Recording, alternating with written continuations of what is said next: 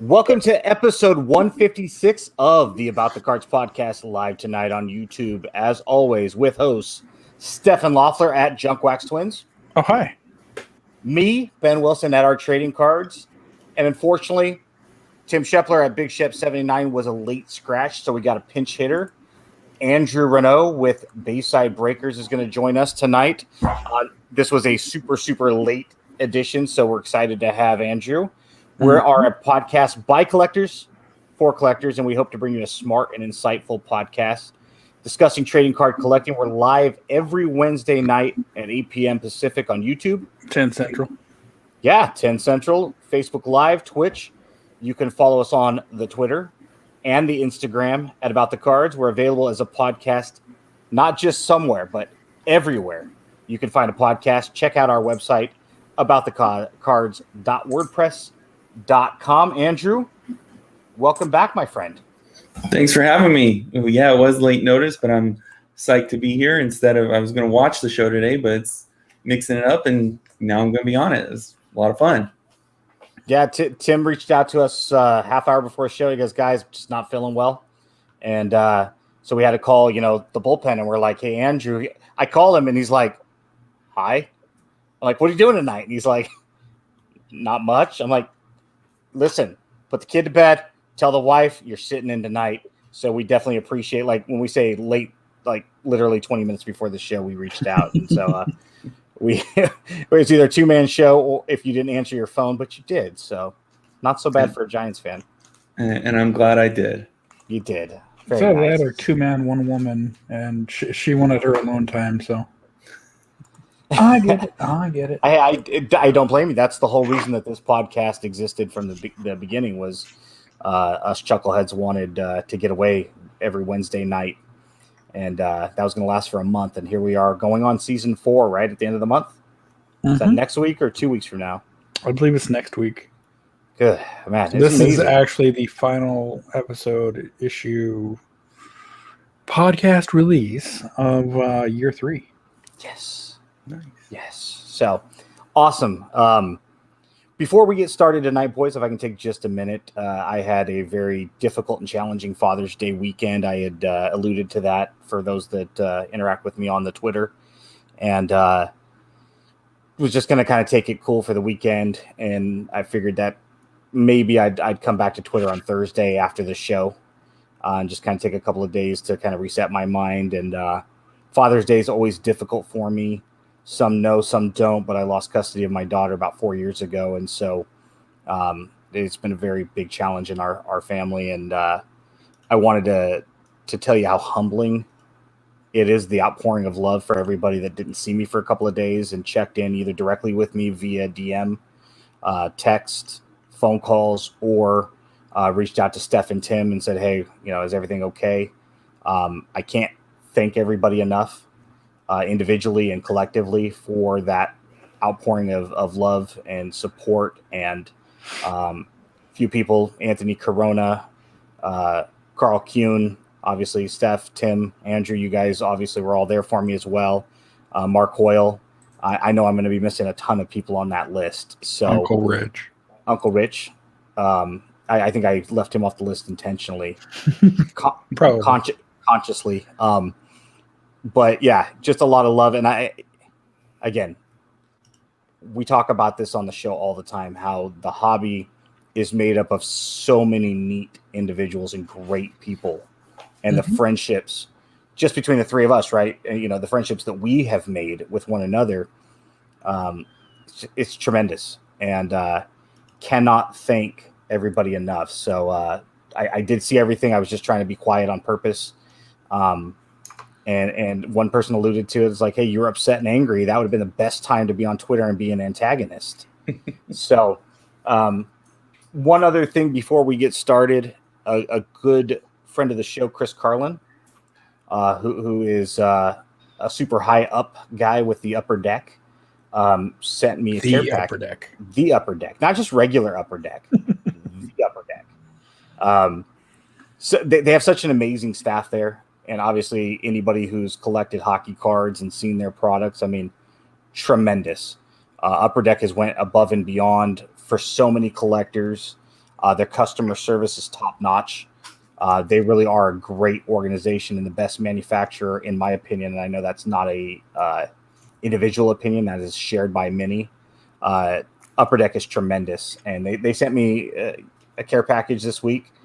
The hat, T-shirt that says "Eat, Sleep, Break, Upper Deck, and Repeat." I'm all for eating, obviously. Breaking Upper Deck. I mean, I wish at some point they can get some of that baseball license, but they need to get you to start liking hockey. That's it. I just need to pick this a team. Can be done. I should pick the Minnesota Wild. They're in green, right? Pick the Sharks. That way Vegas can let you down repeatedly. So, yeah, they gave me another shirt. There's a couple of little button pins that I know my kids are going to be excited about. This, what I thought was an eraser at first, and then I was looking at him, and then it turns out that he's a flash drive. Nice. And old school pennant. Steph, I know you'll like that there. Very nice. And then my wife has been on me for a long time about using no mouse pad underneath my mouse. And so they gave me one of these cool, whatever you want to call it, large mouse style. Nice. There you go. So it's got their logo and all that good stuff on it. So slowly but surely, maybe they'll make me a hockey fan. But I definitely wanted to reach out to Chris and his team over at Upper Deck. They do a fantastic job, and I can't thank them enough for this. So much love and the support. I know that their team does listen to our show, and we can't thank them enough. We need to get Chris back on. He's always every time. I mean, he's been on what now, Steph? Twice, yeah.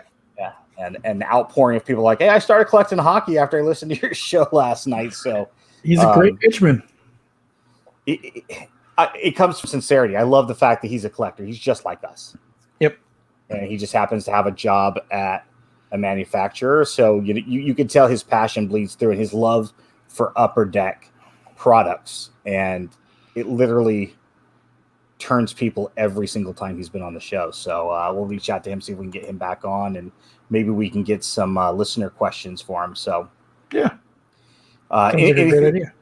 You got anything, Steph, before anything you want to throw a shout out to before we get into last week's releases? I do have two minor ones. I did get a shipment in the mail from Shep for Series 1. Series 2, rather. Sorry. My words are all off. Maybe, unbiased opinion, one of the better looking cards in Series 2. Rookie aside. For Alex Kirilloff, for those that are listening at home without the video. But two, I also got a card in the mail. I had no real business bidding on it since I already had card number 5 of 5. However, card number 4 of 5 showed up from, I think it's 2013 Leaf Metal Draft. Nice shiny red in the background. Player collector pitching in the LSU unis. Nice card. Nice one to add to the collection. So that's my mail day. Awesome. You got anything, Andrew? Yeah, I've just been collecting a little bit of soccer. My team got they got demoted to the championship league, so that's good for me in that all their all their cards are super cheap now because nobody wants them because they can't even get out of last place. Picked up a few Will Clarks, mainly this Absolute here. Yeah, speaking of Will Clark, didn't you get one from this address? Didn't you get one from this address? Yes, I did. I did get that Diamond Kings one, the triple patch relic. Super nice. Or triple patch auto. Yeah, I got that one. It's tucked away with all the other 2021 Will Clarks. Just been trying to fill in the gaps in the time frame, but now that Stadium Club's coming out here, I got a nice batch of new Will Clarks to chase, so I'm looking forward to that. So what I'm hearing is you put that Will Clark in a closet in a box because that's where the second best first baseman of the Bay Area. I mean, technically it is in a box in a closet with all the other Will Clarks right now. Right, technically, collecting you're dust. not wrong.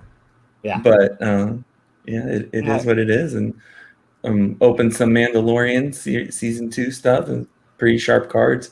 Gonna see if I can go find some retail ones to fill in the holes on the base set just because the hobby boxes, that there's tons of inserts to chase.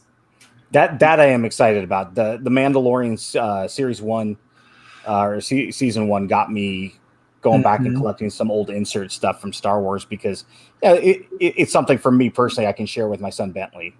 And has the series 110 somewhere right around here. Yeah, well, I mean, here's your season 2. They're really sharp tins. They're really nice. Very very collectible. I mean, a lot of the Star Wars stuff, now that I've picked up some of the stuff over the last 6-7 years worth of releases, some of the Topps Chrome stuff, I mean, it's good looking stuff if you're into Star Wars. I mean, it's hard to complain about the quality of it. Some of the imagery you see, it really is some good stuff. So it'll be exciting to see where they take the series itself, this December, and then the new Boba Fett one as well.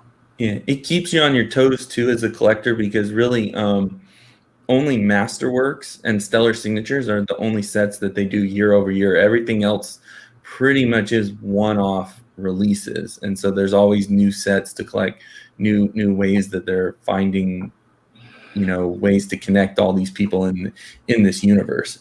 And so it's really a fun chase, especially if you are, like you said, a fan of Star Wars.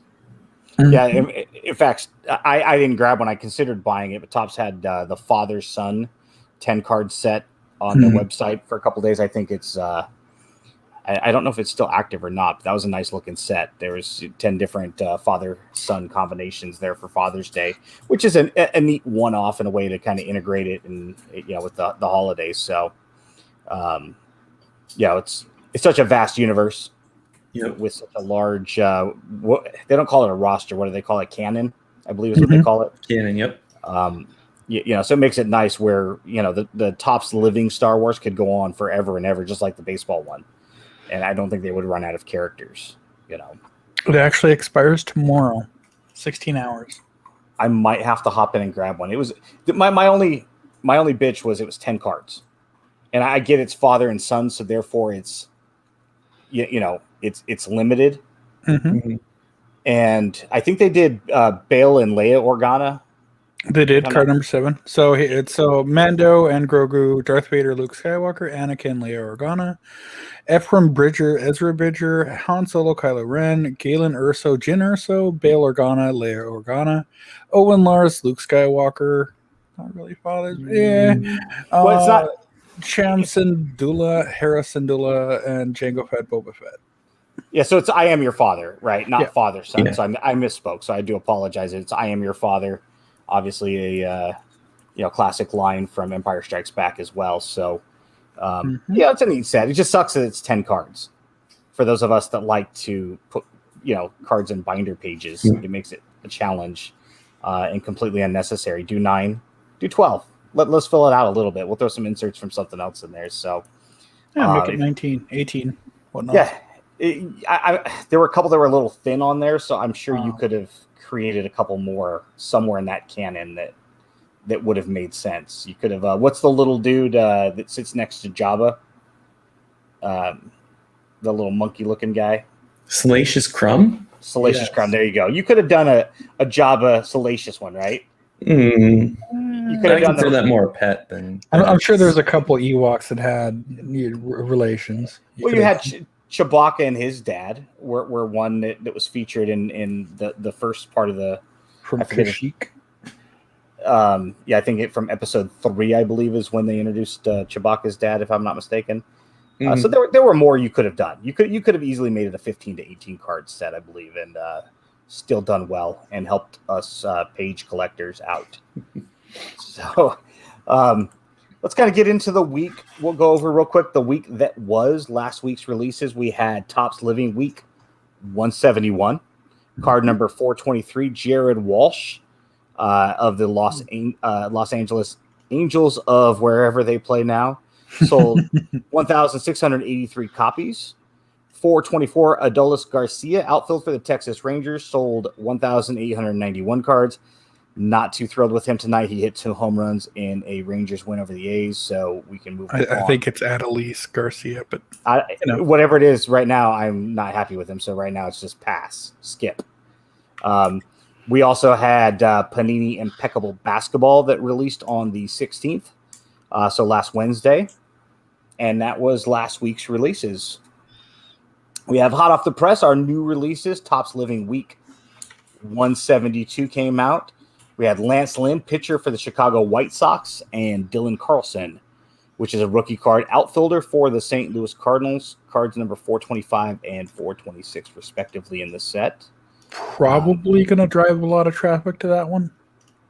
No offense to the ex-twin, but Lance Lynn isn't exactly a major name.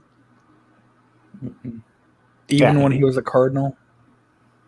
He's a really good pitcher, but I think he's very forgettable. Yeah. Ben, you're going to have to get it. Why? What's it say on the back? Who won the American League Triple Crown in 1933? No. If I did that, I would. Jimmy Fox. The Yankees had a walk-off triple play the other day against the A's on Sunday, and sure enough, there's a Topps Now card on Monday, and I was like, is it an A's card? But then I'd have to go back and chase all of the Topps Now cards that happened. At some point, you can set limitations on your PC and say, if it's a non-logoed card, it's not really a team card. Well, so, and speaking of Upper Deck, what about that season highlights from 07-08? That was 09, wasn't it? Or was it earlier? I thought it was 08, 09, somewhere in that range. If you're not familiar with that set out there and you're listening, that was a disaster set. They did one card for every game that was played. False. They did 2 cards for every game that was played because the A's played the Twins. So you had to have the A's version and the Twins version times 162 games, plus I think a couple of all-star games. So I think the team set on average was 165 to 168 cards. But my biggest bitch on that set was that I think they only used like 4 images per team. So it was like a repetitive. It was like Frank Thomas and Rich Harden and Bobby Crosby. And then like every 5th card, it would just be the same guy over again. Not just the same card, but the same image of the guy. And it's like, are you serious? Now I've got 48, Bobby Crosby cards. And, asking Steph when I bought that team set, he's like, you have to get the other ones now too, though. And I'm like, no, I really don't. What are your thoughts on something like that, Andrew? Do you think that? Do you have to have the other side? No, so that ties into like the early '90s. Will Clark's in a ton of cards where he's not the main focus. Sliding or when the players run into first base and he's trying to catch the ball. I personally don't count those because there's plenty to go around that I don't have. But I'm not going to fault someone if they want that. I personally don't feel like that's if it's not saying that team on the front of the card, then to me it's not part of that team set. But it does say both teams on the front of the card. It does. So basically, for those for the logo on the lower left in that instance.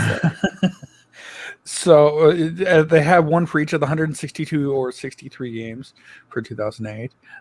They have the box score on the back, a little blurb, and the divisional standings for each and every day. But you have like Minnesota 1 through 162, but then there's also the Indians 1 through 162 or 63 because it was 2008. So you'd end up with a Franken set of like 300 and some odd cards, plus or minus postseason, plus or minus All-Star game, plus or minus additionals. Yeah, it said it was card number MIN 102. So to me, that's a Minnesota card. Mm-hmm. It's not a whoever else was on that in that game specifically. And I think that was one time that Upper Deck really missed the mark. I think conceptually it was a great idea. And the execution of it just became a disaster, especially if you wanted to try to chase that complete set. It's bad enough just trying to chase, the team set, which is extraordinary, right? I mean, how many team sets do you have that are over 150 cards. You know, it's the set. It's at least the 2008 set itself. There's 4,954 cards. Was that packed out? I believe so. That's gnarly. That's very ambitious. You know, not every box or not every idea should be brought out of the box, right? I mean, that's you know, conceptually great. And as a team collector, who doesn't want more cards, right? Especially during that era where there weren't as many cards being produced. That was more that dark era when companies were going out of business and checklists were a lot lighter. But just a very interesting set to come across. So if you've got any, and you're welcome, if you're out there listening, hit us up. You know, what do you think? What are your thoughts? You kind of know ours now. The Angels cards, the Rangers cards, the Mariners cards in which they played the A's, you know, the Indians and White Sox in which they played the Twins. Are those team cards that you should theoretically chase? I know Steph says yes because he thinks you should have everything. And it can't hurt. You know, our good friend Matt Major, once a Cub, he collects cameo cards. To your point, Andrew, about, you know, Cubby's big Sandberg guy. I'm sure he's got quite a few Sandberg in the background. He also likes Ivy cards as well. And of course, the Wrigley Field and I think Candlestick Park were infamous, I believe, in the 70s, right, Steph? Where they were, I believe so. They were just very common, stadiums for a lot of these pictures to be taken of visiting teams as well. Or Oracle is still that way. You'll notice a lot of the pictures are even when they're the visiting team, they're still taking over at Oracle. So yeah, you could really dive down, you know, one-off rabbit holes that you never intended to if you wanted to go collect everything that had the ivy in the background or the old Candlestick chain link fence. But if you never saw a game in Candlestick, that was such a miserable place. I think Oakland Coliseum's bad. Or miserably awesome. It's one of those things. It has its own personality, like it or not. So that was Topps Living. Bowman Sapphire came out today as an online release, kind of, sort of, right? Did you try to grab any of that? Sort of. They had to shut down the website, didn't they? Yeah, I believe so. Yeah, and the traffic. I've been a little disconnected the last couple of days, so I'm not hip on everything, but I saw people that were trying just to go on and look at like Topps Living and stuff that were being put in the queue in line to enter the website, which I'm assuming was a direct result of the mess of Bowman Sapphire today. No, you're not wrong. I definitely heard of people that had Montgomery collections that weren't able to get them. Reports, unverified or otherwise, of bots trying to get in when a link was sent out, but nobody knows where the link is or what it leads to or the success rates. It's one of these products that everyone wants and nobody can get.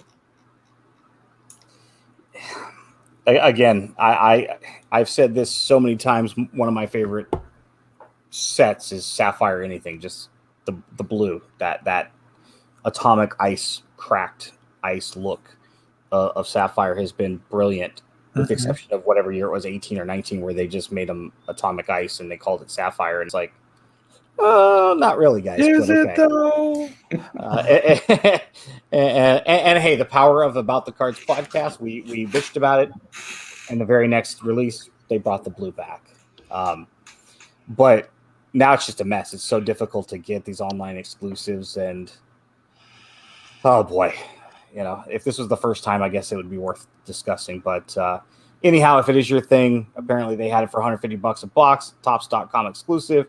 There were 8 packs per box, 4 cards per pack, and there was allegedly supposed to be 1 autograph per box. 150 card base set, blue bordered cards with a crystal pattern background that looks like some Topps Atomic Refractors or the Panini Cracked Iced cards, as I mentioned. The checklist has 150 cards from the main 2021 Bowman Chrome Prospects set. So that's a total insert set. Insert set. There you go. That's a total of 66 different signers. Top Sapphire products have a variety of parallels. No specifics were given at the time boxes went on sale, so don't be surprised if there's some additional parallels included. So you had Bowman First, and then you had Bowman Base, which includes Bowman Chrome, and then you had Bowman Mega, and now we have Bowman Sapphire, and this is all in, about a 90-day span, guys? I believe so. Yep. Yeah, give or take. Yeah. I mean, I know, Steph, you were at one point trying to dissect this on one of our shows a long time ago, trying to explain the difference between Base, which includes Chrome, and then Mega, and then Draft Picks, which is now just Bowman Draft. Mm-hmm. What a disaster. All this stuff is labeled the same, numbered the same. It's the same image. It's just, come on, guys. So a couple things. One, it's constantly evolving, so that doesn't help. But I'll give them some credit for the past few years anyway. Essentially, Bowman has been a Bowman base set, a prospect insert set, a Chrome insert set, and a bunch of other stuff. Bowman Chrome drops the base, and it's just Bowman Chrome and the prospects. Bowman Draft has been just the draft and the Chrome draft. So they've condensed it down a little bit. Now, whether that holds true to this year or not is another story. I want to give Topps credit for a moment, because for a long time there was the issues with Topps Heritage, right, where they weren't labeling the inaction and team swap parallels, and now it's right there with the team number, or the card number, excuse me. Yep. We've talked about high tech and older product where these parallels weren't labeled. I as much as we can complain about this, if you're going to release it, fine. They're going to release it whether we like it or not, whether we choose to collect it or not. In Andrew's case, whether you choose to break it as a business or not, it's what it is. At least make it decipherable so that collectors out there, especially newer collectors, can understand the difference, because it can be very convoluted. And I think they have made strides in the right direction. I think there's still some work to go. Sure. But as long as they're making it different, but when I'm entering in my database and it's Bowman Mega with the same card number and the same image, it's just that prism looking design in the background, and that's literally the only difference between the Bowman Chrome. It's the same numbering system and everything. It's like, now you're just being lazy. Well, and that's it. That's really my complaint, is that if someone took their Bowman Chrome, Bowman Draft boxes and accidentally stumbled and they all went scattered across the floor and they were to have to reorganize them, they would have to consult so many websites to actually put them back in order, unless they absolutely knew and were absolutely in tune to Bowman Draft, Bowman Chrome. And it shouldn't be that way. You should just be able to either distinctly know that, hey, that is this set, or help us out, put the name of the set on the back. It doesn't hurt. You already got plenty of lines of text, or in some cases, you don't put much on the back anyway. This is from this set. Can't hurt. Come on, guys. Come on. They've made strides with Heritage. Give them a couple years, they'll fix Bowman. It might take them 5 years. They're behind the game on some stuff. Just if it'll focus. If it'll focus, come on. What is it we're showing there, Steph, for the people that aren't that are downloading this the next day and listening says in their Series car? 2 on it. This is a 2020-2021 OPC Glossy Rookies insert. And on the bottom it says, what has that been? Upper Deck. 2021 Series 2. 2020-2021 Upper Deck Series 2 hockey. Yeah. What set is that from? Yeah. Thank very, very important. You want people to collect your product. Just make it easier on us. First off, understand that a lot of your collector base is older, so make the numbers bigger. First off, please. I shouldn't have to use a magnifying glass to decipher what the short break code is. At least they've made it to where they release that information so we can tell the difference. Got to put a little work into it, and that's not the end of the world unless you're a breaker Andrew, I don't know how often you run into issues where you're going through product, and I mean, if I buy the A's in a break of yours, I'm getting all the A's regardless of whether it's a short print or not. But if you're trying to sort to personal stuff to put up on eBay, then you have to know the difference between these. Yeah, no, it can be tough sometimes, and especially with sets like that where you're not entirely sure, you double check, triple check, really make sure that you know what you're doing, or like you said, there's a learning curve. I learned, when I first started, hey, I labeled this wrong, and therefore I got no eyes on it, and someone picked it up and got a steal, and it was like, well, now I learned for the next time, and I'm really gonna make sure I know what I'm listing beforehand. Yeah, and I think that's the problem, is most of us are just casual sellers, and we're not expert sellers. We're, even for people that are experienced and sell in high volume as a business, I imagine mistakes are made. You really have to be meticulous with some of this stuff, unfortunately. And I'm glad that Heritage has now seen improvements, especially for master collectors. That can identify the difference between those short prints and variations. But if you can do it with one product, it's not too much to ask. We expect it with all of them. It cannot be that hard to label this stuff to where we now know. And you're encouraging us to want to collect it and buy it more, as opposed to opening this up and getting so frustrated. It's a hobby. We shouldn't get frustrated with it. There's a lot of negativity in this hobby, and there's a lot of negativity as a byproduct on this show, because we talk about what's going on, and it's the state of the hobby. It's like, just help us out a little bit, and you can literally cut some of the stuff off at the pass. Yeah, it's preventative damage at that point. Yeah. So that's Bowman Sapphire. If you want to dip your toes in that, also Panini Select Baseball came out. $2.45 a box, 12 packs per box, 5 cards per pack. A box break should net you 2 autographs, 2 mem cards, 5 inserts, 3 parallels. That's a 250 card base set. It's actually broken down into 3 separate segments. I guess the first 100 are your traditional base. The second 100 are premier, so that should be cards 101 through 200. And then 201 through 50 are considered diamond. And do you know those pack odds, Andrew? Base, obviously, I think like premier is like 1 in every 2 packs. I don't. It changes every year, so I haven't dug into it too much yet. But it generally comes out to it's about 10 to 2 to 1 is kind of the ratio I noticed for how the different levels are. The majority of them are premier, and then you get progressively more short printed as you get along, but they're not impossible to hit either. It's very much a collectible full print run. So a box should get you roughly 60 cards, right? 12 packs. Yeah. 5 cards per pack, so 60 cards. You're probably looking at, I imagine, 2 to 4 diamond, and then probably a dozen to 18 premier, with the rest being base. Maybe I'm a little high on the premier. I think it's the premier might be 1 per pack is sometimes what they do. And then the diamond is going to be very like 1 or 2 per box is generally how it works. Yeah. Gotcha. Okay.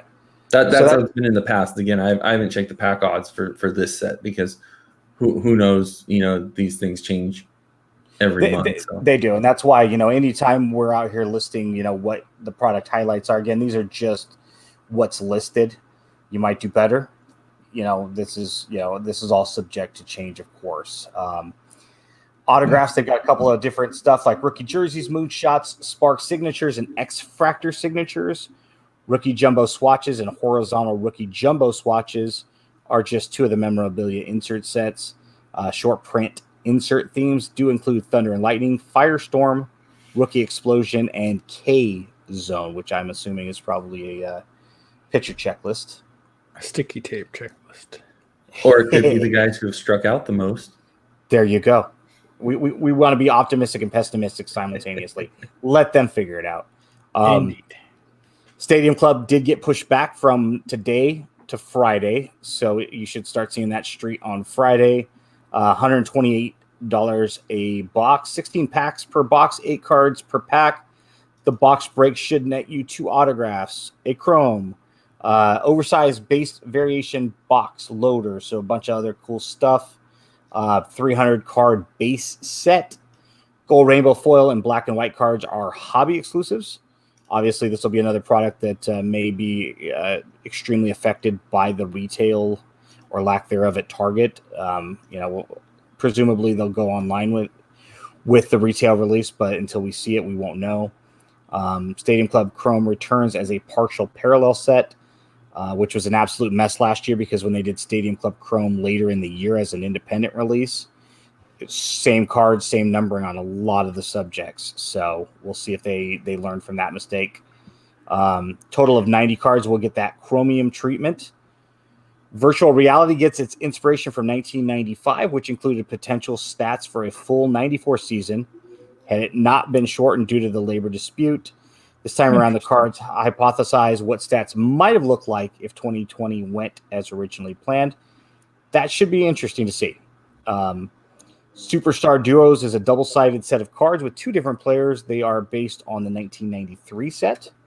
With 3 decades having passed since Stadium Club's original 1991 debut, Stadium Club Greats is a set of reprints of memorable cards from the line's history. And then Beam Team are 1 per case. So if you have a subject on there, good luck.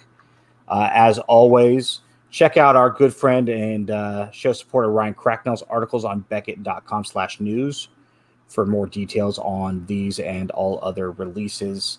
And if you have any questions, obviously he's at Trader Cracks on the Twitter, and we'll need to get Ryan on the show again here soon. What's brewing next week? We have 2021 Topps Complete Baseball Factory Set slated to hit next Wednesday on June 30th. 2021 Upper Deck Goodwin Champions also on Wednesday the 30th. As is 2020-21 Panini Noir Basketball. And then getting set for the long holiday weekend, 2021 Panini Chronicles Draft Picks. Collegiate Football is supposed to come out next Friday, July 2. So, which should be interesting going forward with the landmark case that came down this week.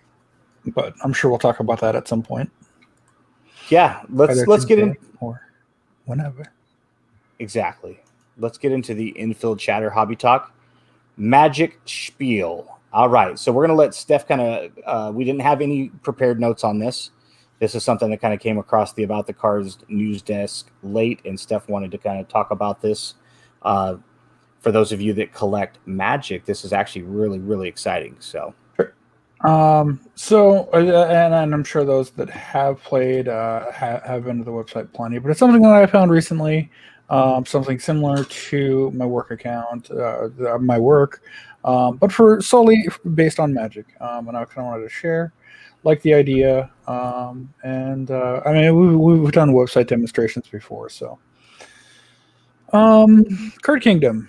So essentially, you pick out which cards you want, multiple sets. However, the thing I found most interesting, so say for example, I am going for just not that person, but the set that I'm collecting. I can apply that and go through one by one and pick out which cards that I want. Get a kind of a value of what my cards might be worth. Pick each out one, whether I want the base or whether I want the foil. It's just kind of interesting because I had an issue with them. They sent me the foil and I wanted the regular. Shot them an email and they took care of me within 2 hours. Handled it. They have a non-foil out in the mail the next day. But I have plenty of extra on the shelves over there. So I wanted to run through and see, what's the process for selling to them. And I found it equally as simple to buy from. I pick which set you're looking at, type in the name of the card, add it to a cart, and then when you're done, you just check out. You can either shoot it to PayPal or, in my case, store credit. You get a slight premium for store credit, understandably. But it was really painless. It took me about 20 minutes. I loaded up, I think, 270 some odd cards and got $450 store credit. Would have transferred to PayPal for like, I think, $3.75, something like that, somewhere in that range. But I wanted to share it for people that may not know the website to check out. So Where are they based out of? that's another co-parallel, Seattle. It's They have a couple locations, I think, in that area, based what, Bellevue, Seattle, and Portland, actually. it's funny you mentioned that. I actually have been to that Seattle Card Kingdom. I went there years ago when I actually went up there. And in addition to having cards at their store, I think their whole spiel is they actually have board games that you can play. Yes. And I believe it's also a bar, so you can get drinks and play board games for free. And they have a retail store that you can buy board games. And I remember the whole upstairs was cards. I didn't go up there, but I do know that it was funny you mentioned that. Actually, yeah, it's a pretty cool place to go check out if you're in the Pacific Northwest for sure. Well, and I'd had no problem picking out individual cards. Packs that were unopened. I picked up some funny ones recently. So, like, one for Ben, cheap ass. Sure. I need all the parallels. Badass from the same set. Or Ben when he hasn't showered for a few days. Ass Squatch. which is Thursday through Tuesday. I only try on Wednesday nights. And then kind of like a co-Harry Potter 90s, 2000s technophile magical hacker. But no, yeah, there seemed to be as you put it, what I've seen locally here, a lot of card shops that either go the board game, Magic, Pokemon, whatnot route, and really try to cater to the community. So it's really cool. Very cool. So yeah, if you are into the Magic, check that out. We'll drop a link on the About the Cards Twitter and Instagram if you're not already familiar with it or just getting into that side of the hobby. So yeah, that's kind of cool. And again, that was just kind of a late add to the show. So well, and I mean, I guess the point is, for as flawless as it was, it took me 20 minutes to load up $450 of store credit. One that gets it out of my house. I've got a smaller package here and a slightly bigger stack here that is going out tomorrow to them. And from there, I get stuff that I can purchase with store credit. So can't turn that down as I slam the box down. But it gets it out of here and it gets me something that I want. So, hey.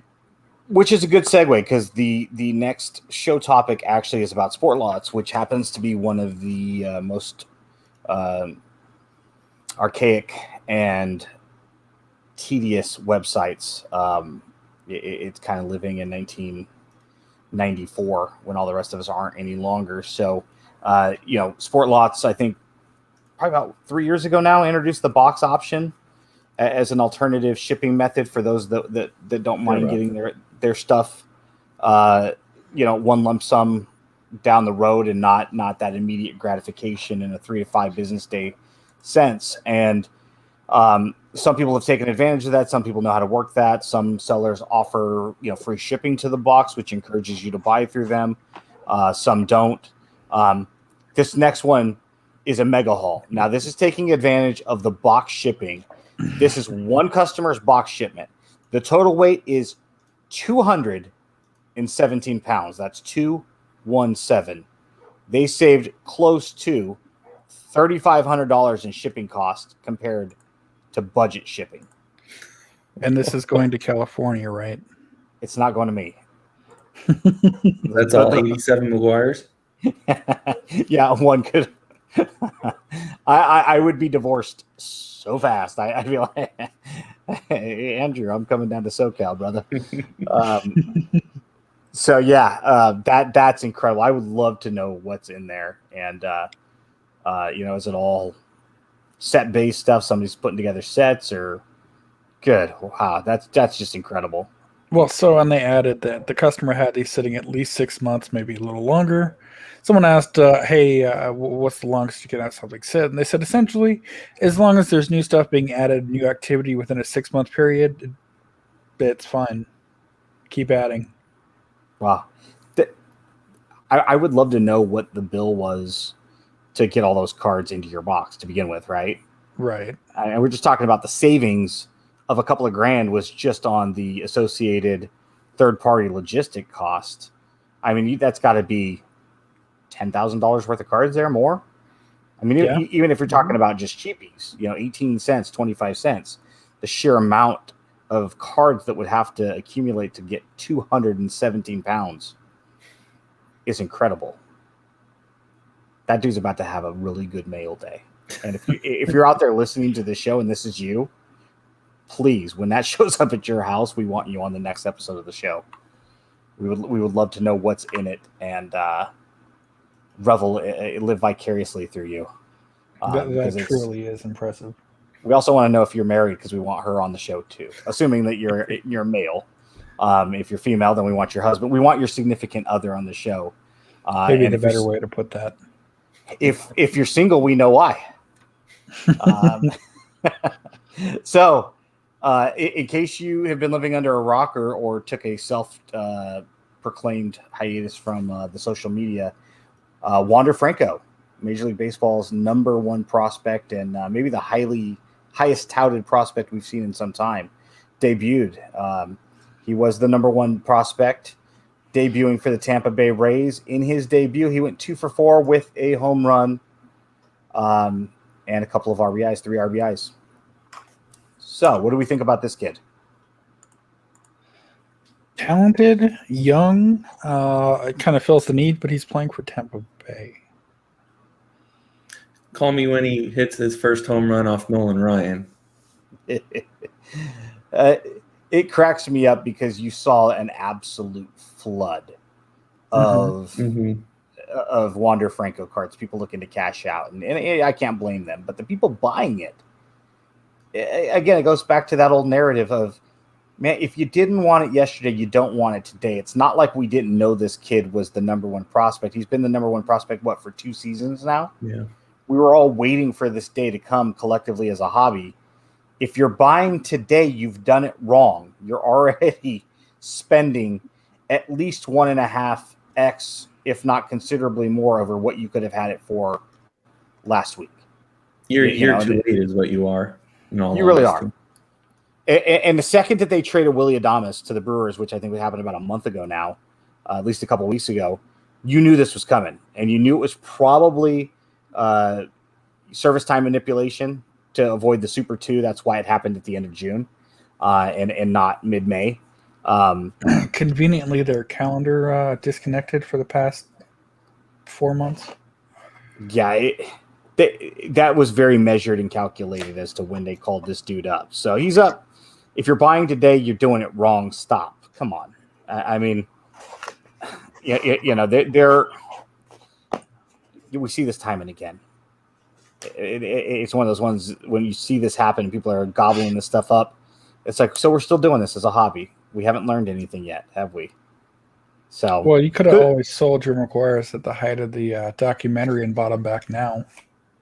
I could have, but those are mine. Hey, it's your money, not ours. Enjoy. Just know that you're spending more money than you could have if you were buying last week. And if you're playing the speculation game, you've already lost a considerable amount of money because you're buying at the spike. And it can continue to go up, of course. It can, but understand when you're buying with the wind, you want to buy when nobody's looking. You want to buy in that depressed market. So, wonderful kid at Trisha Whitaker tweeted, "This is Rowan Huffling. I hope I pronounced that right.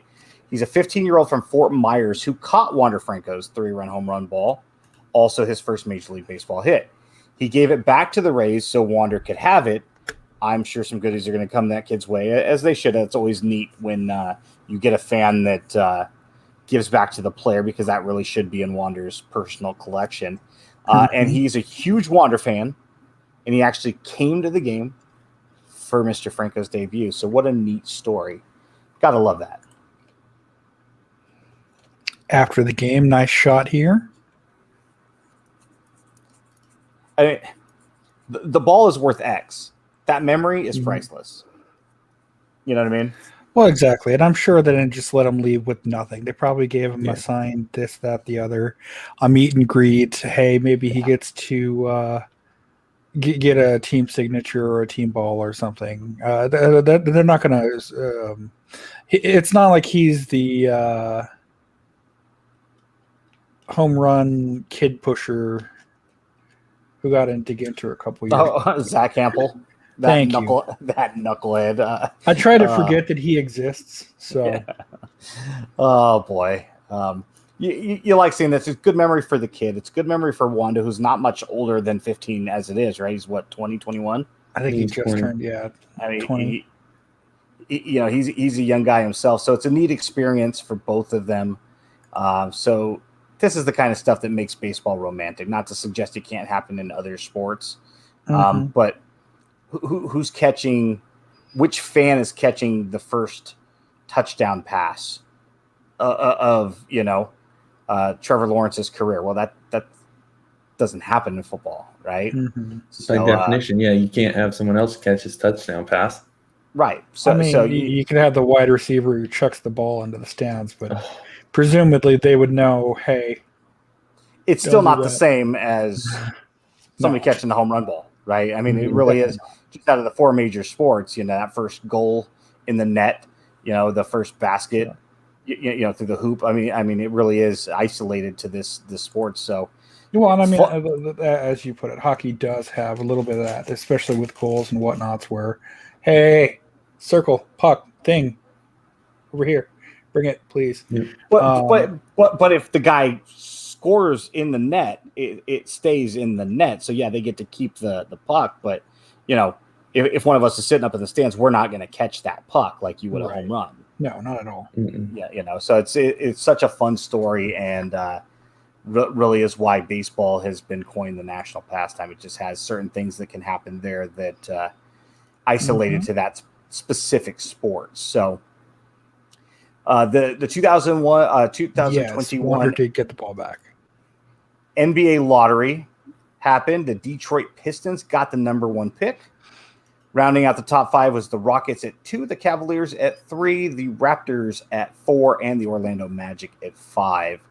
As of right now, today, this can also change with the win. The top 5 prospects are Cade Cunningham, a point guard out of Oklahoma State, Evan Mobley, a center out of USC, Jalen Green out of the G League, shooting guard, a 2-guard, Jalen Suggs out of Gonzaga, and Jonathan Kuminga, also out of the G League or the Ignite League, who's a power forward. So, what do you guys think? I like Mobley. He's just a little bit too thin. He's got to bulk up a little bit, but I watched a decent amount of college basketball, and if he can just put a little mass on him, he's got the shot. He's got the rim capability. And the ball handling actually. So, if he grows, he's just got to grow up a little bit. He's not going to be an instant impact starter, but I think years down the road, I think you're going to look at him and say he was the best player of that draft. Assuming, of course, he gets on not like the Knicks or the Timberwolves kind of thing. Some decent team that can develop. Well, it's not going to happen this year. We made a poison pill type trade wherein unless we ended up in the top 3, Golden State was getting our draft pick. Yep. So yeah, number 6, I believe. 7th. 7. So I'm not that familiar with this draft class. I've kind of written off the NBA as a whole, as I know a lot of fans have. But But it just seems like the second year in a row we don't have that consensus number one. We don't have a lot of top end talent. Good talent, sure. Cunningham, Mobley, Green, can they turn out to be a future Hall of Famer? Of course, any high draft pick theoretically could. It just doesn't seem like you have that guy that the hobby is going to swoon over. Maybe I'm wrong. Yeah. Well, any thoughts? This season was even college basketball wise was even weirder, I want to say, than the previous season, because the previous season really the only thing that happened was you just didn't have March Madness, but you had each team played roughly about 30 games, so you could get that sample size. This season there was even less of that. There was a lot of teams losing out to COVID, so there really wasn't that opportunity for a lot of these players to be seen. And so you really only could go off of what you saw in March Madness. And, out west, a lot of the Pac-12 teams did very well. So, you saw Mobley play 4 or 5 games, and he did very well. You saw Johnny Juzang in UCLA. I think he's going to go back to UCLA another year. But you just didn't get the large sample size compared to years past. To really evaluate these kids too. Plus, you have that whole G League with the Ignite, I think they're called. Mm-hmm. So I personally didn't watch a single one of their games, so I have no idea how good 2 of those 5 players are in and of itself. I think the next year or two still, it's just from a hobby perspective, I think we'll still have to, as these professional sports are still finding their foothold with the minor leagues in baseball and truncated seasons in college sports. I think there's going to be some definite surprises coming out of the woodwork, not just from the hobby side, but for the teams themselves. You're kind of going out on a limb with some of these players and hoping that, what little scouting you were able to do in some cases is beneficial long term. And so it'll be interesting to see. And unlike the NFL, where so much is predicated on schemes, especially at certain positions, you have a wide receiver that goes to the Baltimore Ravens, for instance, and all of a sudden, his career might be down a different trajectory path. I know that I forget the kid's name that they took in the first round to play receiver, but I mean, their quarterback is a glorified running back. I don't know that he's going to get a ton of looks. And so, of course, his career is going to be a little different than if he went to a pass-happy team that, wants to air it out for 400 yards a game. And basketball, I think, to me is a little different, where the scheme isn't as, it's very individual still. Even though it's a team sport, talent can still kind of rise to the top. So, I don't think that the draft order and where these guys end up is quite as affected as, you got to get a quarterback in the right system and a receiver in the right system, so on and so forth. So, be interesting to see. So we'll kind of readdress that in a couple of weeks whenever the draft comes around. Mm-hmm. Maybe when Tim's feeling a little better. Yeah, and maybe have somebody on that is well versed in the draft and these prospects. No offense to anybody on the show this evening, of course. Mm-hmm. Somebody that kind of eats and breathes and sleeps that a little bit more than we do. So eBay has dropped another trading card exclusive policy on us. And I'll share it and read it here. Yeah, so go for it, Steph. Sure. Essentially, trading card eBay money back guarantee policy update. Dear Tim's name here. Effective July 29th, 2021, we will update our eBay money back guarantee policy for trading cards and limit the window for returns when an item doesn't match the listing. If the seller doesn't offer returns, the buyer must request a return within 3 calendar days after delivery. If the seller offers returns, the buyer must request a return within the seller's return window as stated in the listing. While you may notice the absence of the eBay money back guarantee badge from trading card listings, these items will still be covered under eBay's money back guarantee as long as all eligibility requirements are met, including return windows outlined in the policy. And then they kind of got a little bracket here, but essentially, eBay's money back guarantee policy changes for trading cards effective July 29th. So the seller says no returns. You have 30 days after delivery to request a return when the item doesn't match the listing, which is what it currently is. After the policy gets updated July 29th, it becomes 3 calendar days. Seller's return policy is 14 days. When the update goes live, you'll have 14 days. Seller's return policy is 30 days. With the new policy update July 29, 2021, there's no change.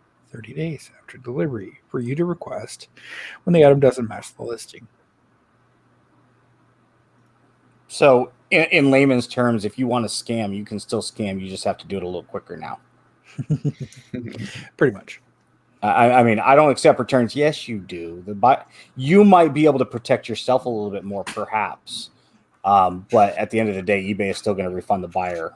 They're going to have to be a little quicker with, I don't want to say everybody would scam that uses the return function. Sometimes the seller does send the wrong item, or it's damaged, or whatever the case might be. But we've seen a lot of manipulation by buyers that have scammed because the system allows for it. It's not even backdoor. It's open windows, open door. It's like come in, come all. It's a circus in there, and so good for them for trying, but it doesn't really solve anything other than expedite the process. And maybe a few people. I did see somebody on Facebook who's like, this is going to suck because if I did have a serious issue, I work out of town and I don't see my mail sometimes for a week or more. So if they get home and open their stuff and there's an issue, maybe they can't go back and try to have it rectified because they're outside that window. So I wonder then if you put a hold on your mail, if that counts as delivered in eBay's eyes. It'll be interesting. Now, since you break, because you still don't have an e-commerce website, correct? I still don't what? You still don't have a website for Bayside Breakers? I strictly go through eBay. Okay, so have you familiarized yourself with these changes? No, I have a very customer. I think it's very customer service friendly in terms of returns. Typically, I don't get much because if the cards are damaged, then I tend to just give you a refund because it is what it is, kind of thing. It's more for the single cards that I sell personally that I've run into issues with this, mainly, especially on the higher end cards on the football and the basketball, because their prices are fluctuating so much that's where I get most of the returns. So that's I think where this would apply more. With the breaking so much, it's not really, at least for me personally, it hasn't really come up as an issue, and I don't foresee it changing much in this regard.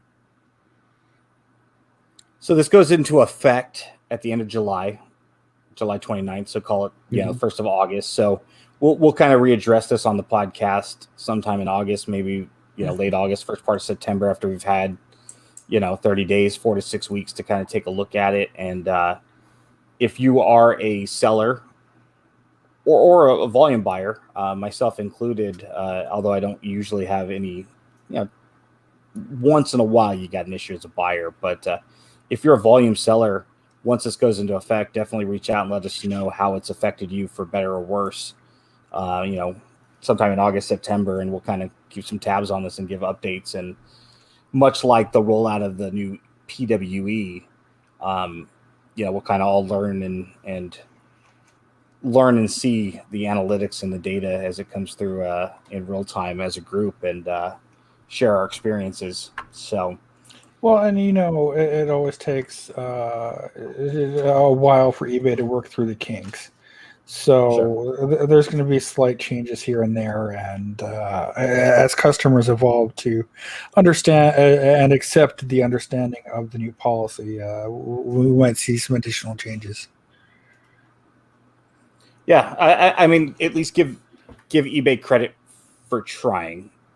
Yeah, I mean, eBay gets a bad rap, and rightly so, for a variety of things. I mean, if they're trying to make it easier, more user friendly for buyers and sellers with this inexpensive PWE tracked shipping, and now they're trying to give a little bit more protection for the sellers because it has been so buyer friendly to the point where it's almost like on a sliding scale of 0 to 100. It's like 100% buyers. Just screw you, Mr. Seller. If they're trying to tighten that up and make it a little closer to 50-50, even if it becomes 20-80 in favor of buyers, it's better than 0 to 100, right? I mean, let's bring that back to the mean a little bit. So, hey, good for them for rolling something out. Time will tell whether or not it's a positive. And a lot of times, businesses, instead of going, ready, aim, fire, it's ready, fire, aim, right? You get it ready, you fire it out there, you see what works, you see what doesn't, and then you aim and refocus and recalibrate once you kind of see what the short-term and potential long-term effects are. So, again, to be determined. We'll readdress this, in a couple of months once it rolls out and we have a little bit more data to go off of and some user experiences. So I've got a quick interrupt here. Yeah, go for it. Why is it got to be like this? Because it just does, Steph. Per dub mentality on Twitter. Pack of 1987 tops. 1 pack every day. Video comment. Use gloves, bro. if you're not following Joey, dub mentality with what he's doing with opening up these packs, some of the content, the lunacy, the naivete, or just sheer ignorance of some of the people that are responding. Some of his viewer comments are just sheer gold. I mean, from everything being worthless to them correcting what a rookie card is and isn't, and please eat the gum. Yeah, just some of the stuff is brilliant. And apparently we're supposed to be physicians and use medical gloves opening up junk wax error cards now. Brilliant. Okay. Sounds good, my friend. That guy would know, and he said it on the internet, and we know everything said on the internet is the truth. So what a score as in the product. Allegedly. So I got a quick video to share with you guys. As you're getting that ready, at _Matt Sokol, SOKOL, tweeted out a cart filled with 2021 Score Football Blasters. Hence the pun. Yeah. Oh so I was looking at what? 1, 2, 3, 4, 5, 6, maybe a 7th there. 8th there. And those would be considered full retail cases. Oh, yeah. Man. Skipped real quick. Sorry. Don't forget the Dunkin' It's only Donuts. A 4-second long video. There's probably 2, 3, maybe 4 there, and 2 or 3 there on the left. So approximately how many blasters are in there? What is that? A 5x6 or 5x7? 3, 7. That's 35. So 35 blasters. 3, how many 4, cases? 5, 6. 6, if I'm being generous. So 7, 8, 9, 10, 11, 12, 13, maybe 14, 15. So at 14, that's what, 580? So if you do 35 times $21.64, which for Andrew and I, that's our tax here in California would be right around $21.64. So if you had 14 full cases, you do 35 times $21.64 times 14, you're looking at $10,603.60. That dude dropped $10,000, not on cardboard, on Score Football. Blasters. And Dunkin' Donuts. and Dunkin' Donuts. In years past, Score Blasters would be what? The equivalent of, if you're a baseball collector, it'd be similar to what, like Topps opening day? Maybe. Sure. Yeah. Something like that, Big League Baseball. It lived in that same.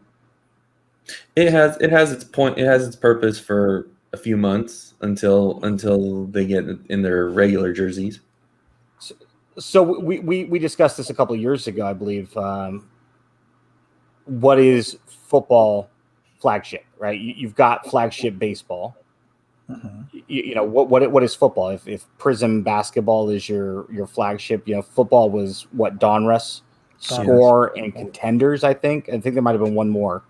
I would even count Contenders because no one wants the base in Contenders. Okay, so as of a couple years ago, that was on the list. So if it's changed now, but the simple fact is you have multiple options for, you know, to be a parallel to your baseball flagship release. Bottom line is, if Score is in that conversation, then this dude just dropped 10 grand on flagship football blasters, which probably has a negative return value of 50 to 70% on average, which in other words, if we do the quick math, would suggest if he opened everything up, listed everything, sold everything, his net would probably be in the $3,000 to $5,000 range, which would be a considerable loss. You know, and at one point you have to look at it, and apparently this was 3 stores, and the last store had 250 boxes alone. What stores are they going to? I can't find any of these things. Well, yeah, because this guy has it all. It's at some point this is. There's a big variable that people tend to overlook and gloss over when they're factoring in their ROI, right?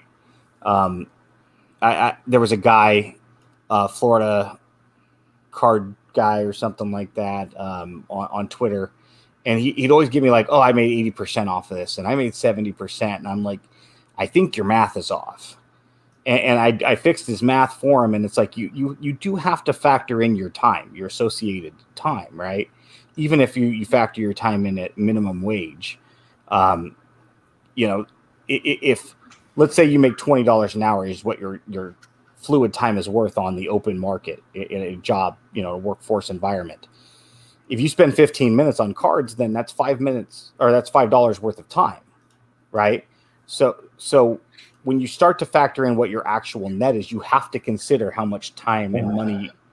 Well, and same guy, he apparently has nothing but free time. And he's a young kid. What's he looks like? He's about 24 years old or less. I can't tell anymore. So he's probably got some 26.99% interest rate. As a financial advisor, if I was for this kid, oh boy, what a mess. It's just one of those things that you have to factor in your time, right? In everything you do. And some things just aren't worth it. And the amount of time and effort, not necessarily required. If he only went to 3 stores, he probably doesn't have that much time invested in acquiring these. You know, his act cost is probably fairly low outside of his hard cost to however he financed it. But then the question is to list it all, to ship it all. Well, so he apparently has his own website now. Again, the shipping costs and the whatnots are. What would you think is a fair price for something that was $18.99 at retail? We've talked before on the whole to ship it's about $6, right? So if you're $22 into it, out the door on a $20 blaster after tax, $6 to ship. You have to be at about the $35 range, so to speak, in order to basically break even. You've got to sell this at 2x plus in order to make your money. Does that include shipping right there? This is, so they had different shipping rates. Shipping over 300 is free. I mean, I'm not going to go through adding to a cart just to see what their shipping price is, but presumably it's not going to be all that expensive. He's about barely at he's at that number if he's selling it for 29 plus shipping. Yep. You're going to have to find an LCS or somebody that would breakers, somebody like you, Andrew, that wanted 30 of these to offer to your customers, right? Mm-hmm. You're going to have to find a bunch of you, so to speak. Standard shipping $9.99. For the guy or for the website? For the website. Okay. So you're about $40 in. If you buy just a single blaster, right? Mm-hmm. Hey, if he's making it work, good for him. Hey, congratulations! You got $10,000 worth of Score football, and congratulations. Nobody else does. A lot of people in the hobby are laughing at your expense right now. I just hope that you have somebody who's financially inclined in your corner that understands. And again, we don't know his finances. Maybe he's independently wealthy. Maybe the silver spoon theory works for him. Well, on and it's funny on the you surface, this is mentioned. bad. What was that? I was just saying on the surface, the optics are very bad. Well, and it's funny you mentioned that because I think Shep's comment was, this is the first wise thing this guy said. Joined May 2021. These are the sort of people I hope get caught with their pants down and lose everything. A bit rough, sure. And I personally liked EJ Bailey's comment. I wonder if he'll show a picture of him and his credit card bills. Yeah. Look, I get wanting to add and leaving things available for people that may truly want them. I know I've kind of impeded on certain people's magic finding abilities in this local area. However, there's a difference. I don't have shelves upon shelves and shelves of unopened product here. There's no unopened product here except for 2014 Ellen Gunter. You know who you are. I'm sorry, I won't let you open it. No, she wants to. She's putting it off. Yeah. If we use this kid as an example, though, let's say that this kid has the high interest credit card at like 26.99, right? Sure. And he sits on this more than a 30-day cycle so that he gets dinged interest on this purchase, where he's already probably going to lose money. And if not him, somebody out there has leveraged themselves considerably bad. I mean, the stuff that people are offloading right now on Facebook at considerable losses is just incredible. You know, you're seeing stuff, people are just taking baths on stuff just to unload it, cash out. You know, we saw a lot of it last year with Project 2020 and that crash. People are like, I have this much vested in this. This is my number. This is going to be your number, and I'll eat the difference. I mean, I'm going to take this L. And it's like, my word, people. But remember, I want to trade all of these unopened baseball Donruss boxes for Prism. There was one guy that I forget which product it was, but it was probably something like Donruss. He's like, yeah, trading for Mickey Mantles and Mike Trouts and the usual suspects of, you know, the Johnny Come Lately PC. I like Sotos. I don't know if we sent that to you. The infamous I like turtles. I like turtles kid, but instead it said I like Sotos. It was stupid. So something we see all of the time in this hobby, and we can have 1,000,001 examples of this. We saw again the last couple of days. Man, the cancellations, man being spelled MANN for Terrence Mann. There were multiple people on Twitter, and I'm going to go ahead and assume other social media platforms, saying that they had Terrence Mann rookie card purchases canceled because the sellers allegedly wanted to make more money off of his Game 7 performance. So they went out and picked up PC items, possibly even before that, and after the fact had unscrupulous sellers decide, hey, sorry about your loss, but I'm not selling you. Come on, people. This is ridiculous. You know, if you sell it in good faith, you mentioned it just a little bit ago, Andrew. Sometimes you mistakenly list something, don't update something after a large performance, and you know these dollar box cards all of a sudden are selling for 20. And sorry, as a seller, you got to eat that. Yep.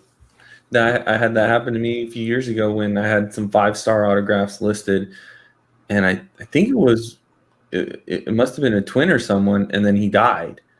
And before I could update it because his value went up because he passed away, someone had swooped in and got the card and was like, well, it is what it is. I wasn't fast enough. Kudos to you. You beat me to it. So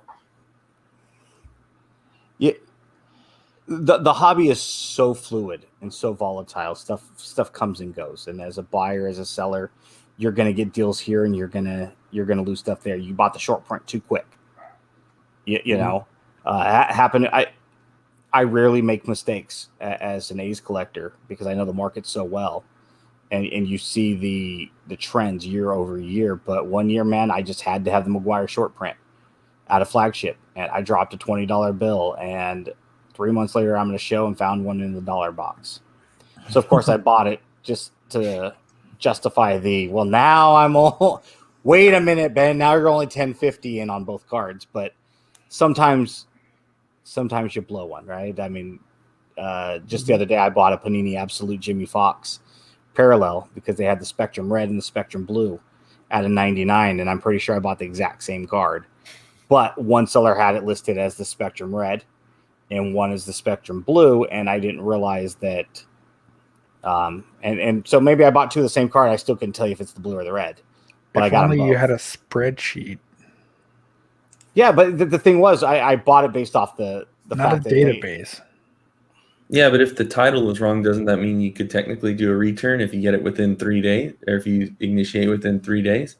Well, right now I could still initiate it in like 180 days because that policy isn't. Yeah. But see, it's one of those things for $4, whatever. Yeah. Right? Just eat it. But and again, like I said, I can't tell you if I bought the Spectrum Red or the Spectrum Blue twice. One of the sellers is right and one of them is wrong. I just can't tell you which one is wrong. And that just kind of goes back to our other point about these short prints and stuff not being labeled correctly. So, hey, good times, man. Just don't be a douche. If you're a seller don't be that guy. Just eat it. If somebody benefits because you're not paying attention as the seller, okay. You know, is that extra? I mean, if his dollar card sold for $12, is that extra $11 going to be the difference between you being able to pay your electric bill? You know, it's bad optics, and of course this happens time and time again, and it's never probably going to go away ever. So, speaking of questionable optics, per PWCC for a 1986 Fleer Michael Jordan Gem Mint 10, eBay experienced a site issue during a recent flash auction of a 1986 card that I just mentioned, which caused a significant number of bids to be blocked. Numerous bidders contacted us during the auction's final minutes and after the auction had closed on Tuesday night, letting us know that they were unable to bid. We've been working with eBay since Tuesday night to rectify this extremely rare issue. Due to this glitch in their software, they have administratively canceled the auction and have confirmed that this was an invalid sale. Thank you for everyone who contacted us about this issue. Sure. Now, if this would have came from anyone else, maybe it would have went over a little bit better. Maybe we would have been a bit more understanding. And not questioning it, but I mean, it's PWCC. And that's all you need to say about that. The 4 letters that everybody dreads and laughs at all at the same time.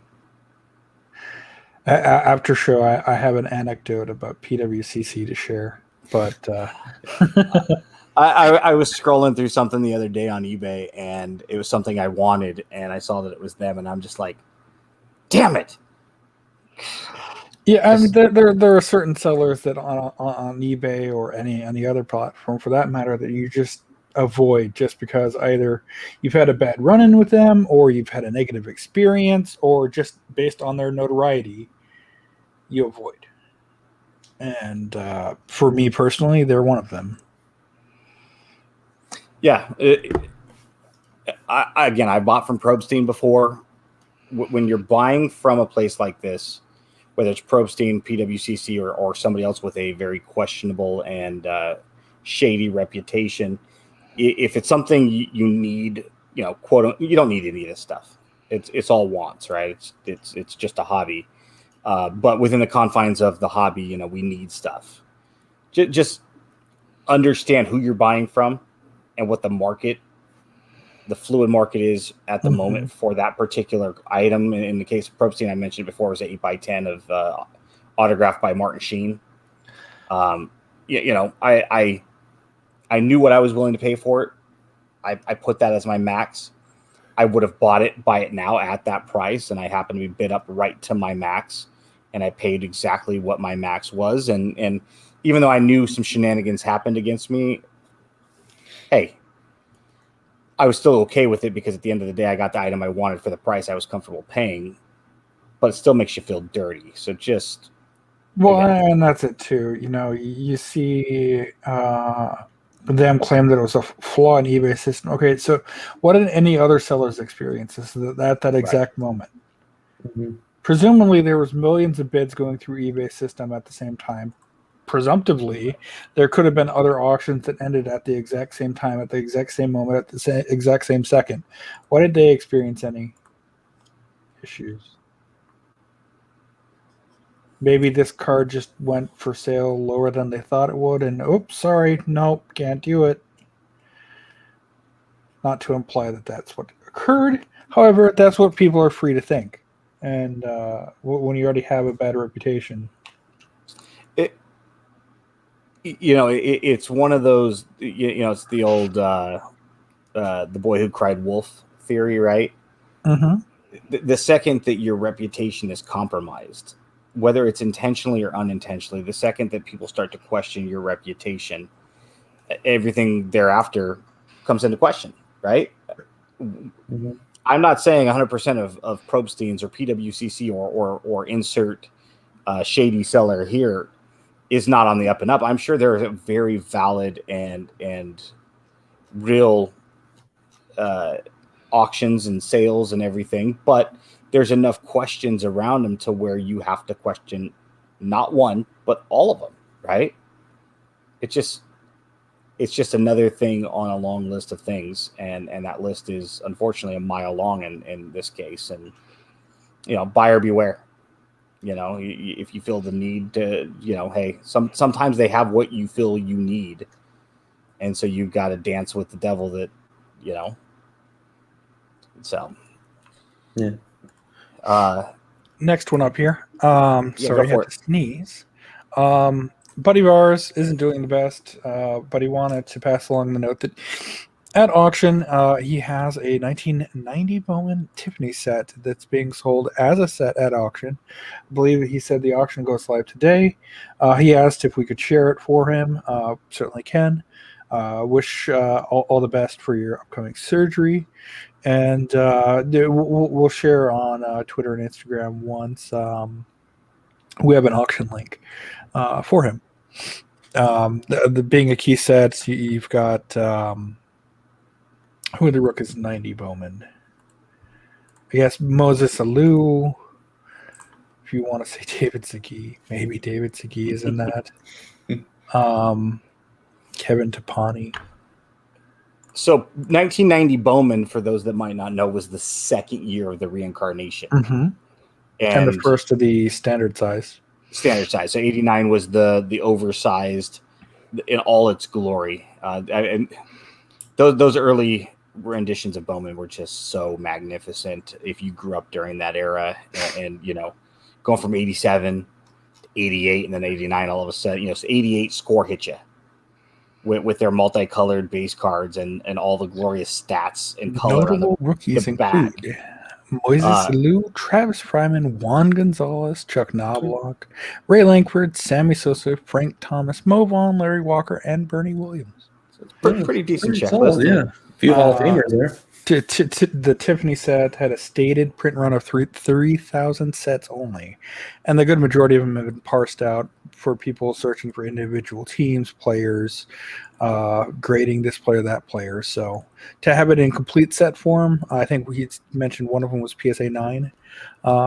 Hey, that should definitely help you out, Thomas. Yeah, and yeah, that Bowman set was a phenomenal set. Mm-hmm. 88 came Score, 89 came Bowman in Upper Deck. So it was the second year, and it was just incredible. So if that's your cup of tea, if that fits into your PC, it's probably not going to be inexpensive, and it shouldn't be. because it's a great junk wax era gem. So, take advantage of that. Maybe toss a bid if that's your thing, and if we can help out a friend at the same time, that's definitely even better. So, most definitely. A while back, we made fun of the knucklehead on Facebook that sold razzed off his car illegally, and then this being Rich Frank, frequent YouTube commenter, Tater, doing the set. So there was that knucklehead who razzed off his car and then had to refund everybody and tried it again, and what a scam that was. I was scrolling through Facebook the other day, and again, it was one of those ones where I was trying not to post on Twitter, and I saw this, and I was like, you got to be kidding me. This guy traded his sports card collection for a car. Tomato. His post reads, 3 months ago, I lost my day job. I decided to hearken back to my sports card collection that has sat untouched for 25 years. It literally brought happiness back into my life during a crappy situation. I'm headed back to work on the 28th, which is awesome. So I thought I'd share the culmination of my 3-month sports card trading spree. I was able to turn my collection into this car. Yes, I traded my entire collection straight up for a 2014 Camaro with only 93,000 miles on it and one owner. I picked her up today, and it was difficult to keep her going. The speed limit on my way back from meeting my newfound friend Dean in London. Here we are exchanging keys for the car. So what cards can you see there in that picture, Steph? It looks like a couple of Gretzky's. Did you? I don't know that it's linked. Can you shoot me the link? Yeah. So anyway, I'm gonna reshare that Twitter. Through Twitter. But yeah, it looks like there's a couple Gretzky's on the very start of it, or in the picture, along with a couple of other, it looks like hockey cards. It looked like there's only 4 or 5 in the picture. I'm sure the previous car owner probably got considerably more than just a handful of cards. Not to say that those weren't of equal valuation in this market. But so, question for you boys: all of your PC is sitting in front of you. What would you trade, if anything, straight up? In this guy's case, he got a 2014 Camaro. What would you take outside of the trading card hobby, straight up for what you got? So it looks like, for what it's worth, now that I got the picture here, 2 Gretzky's. I think that's a Patrick Roy and Mario Lemieux. Yeah. Looks like they're up in Canada if he's saying he's got 93 kilometers on it too. So right. To answer your question, I don't think there's much I would. Hobby's too ingrained in what me and wifey like to do. It's a passionate hobby of ours. I mean, maybe we trade out what we have for something nicer that would add to it, memorabilia-wise, maybe. But I don't see us trading out of everything. Maybe getting rid of my non-twin stuff for more twin stuff, but I'd still hold on to some stuff. The Ruth, the Aaron, 2011 update. For me, it would probably have to be, and this would be pretty insane, but it'd have to be like a sports team, like my own sports team that I wouldn't then I wouldn't really have to collect the cards. I'd be collecting the players themselves, trying to sign them, kind of thing. So that I mean, probably wouldn't turn that down. That's an interesting point. Because then you could just like slap the dude's face into like the printer and Xerox his face and go. Made my own baseball get one of those little 3D scanners where they put the little white dots all over their face. That way you can just recreate plays. Or if I bought my own baseball team, then I could hire Will Clark to be my team's hitting instructor, and then I wouldn't have to worry about finding his cards anymore because he'd be down the hall from me. Wouldn't be able to. He'd be like, Andrew, I need to go out and coach the team. No, you don't. You just need to sit here with me. Yep. This is literally what I hired you for. Yeah, I think I think most hobbyists, myself included, Steph, if I got rid of all of my A's cards, it would probably be because I wanted to pivot and maybe collect the monster, which is the T206 set, right? And if trading all of that would net you some of the big ones like the McGee or the one of the Cobbs or the Plank, or maybe 3 of the 4. Obviously, the Wagner would be extremely difficult, but I think that was probably what it would be. I want to focus on getting a complete 1952 top set or 53. So I want to go from having 50,000 cards down to just a couple of very, very rare sets. I think in my case, that's probably what it would be. It's not going to happen, but which is the purpose of this argument. So if you're out there listening, hit us up on Twitter. What would you trade your first off, what is your PC? If we don't already know, or if you're sharing it on Twitter, other people might not know. So what is your PC and what would you trade that for? And I wouldn't trade it for nothing is not a good answer. Just come up with something, even if it's hobby for hobby. If you want to pivot or something like that, or you want to go way out of the box and, Well, okay, so here's one for you. What about player-wise? Trade all of the cards for a meet and greet? Maybe a holiday tradition, meet every Christmas? Nope. I mean, if Mark McGuire wanted to come sit on my couch and hang out with me for like a week. One day every year. All your 87 tops, just over your shoulder. After a while, it would be boring. I'd just be like, yeah, so. It'd be like when Chris Farley. Tell me about the time that you hit the home run. Like when Chris Farley interviewed Paul McCartney, right? You're a Beatle, right? Yeah. Awesome. Okay, you want to watch like some Office reruns with me or something, Mark? It's like, while you're in the kitchen, can you fetch me a beer? Top off my coffee and make him a Mr. Belvedere. I mean, at what point? Yeah, it'd be cool to meet and have this person. But if your favorite players like Jose Canseco, you can like literally rent him out for the day for a few $1,000s. So it's possible depending on how low your PC player has sunk. And speaking of Jose Canseco, if you are in the Northern California area, there is a massive card show in Fairfield, California this Saturday and Sunday. Jose Canseco will be there from 11 a.m. to 1 p.m. I think there's $1 admission to get in the door. And then there's like a sliding scale, $20 if you wanted to sign a card, probably take a picture, and then a little bit more if you want a ball or a bat. And for you San Francisco Giants fans, Kevin Mitchell will be there on Sunday from 11:30 to 1:30.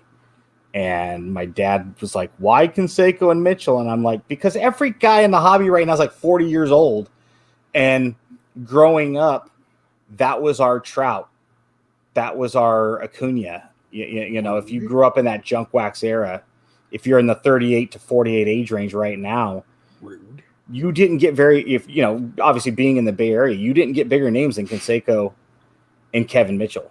And fun fact about Kevin Mitchell, he played in 84 and 85 for the Mets and he played a few games at shortstop, which is interesting.